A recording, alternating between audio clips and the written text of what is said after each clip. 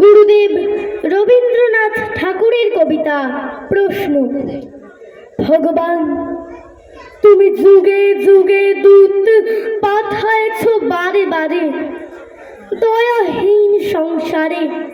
তারা বলে গেল ক্ষমা করো সবে, বলে গেল ভালোবাসো, অন্তর হতে বিদ্বেষ বিষ নাশ। বরণীয় তারা, স্মরণীয় তারা, তবু বাহির দ্বারে আদি দুর্দিনে ফিরানো তাদের ব্যর্থ নমস্কারে। আমি যে দেখেছি গোপন হিংসা কপট রাত্রি ছায়ে হেনেছে নিঃসহায়ে।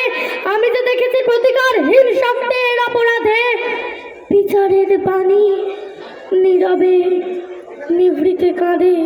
আমি যে দেখিনি তরুণ বালক উন্মাদ হয়ে ছুটে কি যন্ত্রণায় মরেছে পাথরে নিষ্ফল মাথা কুটে।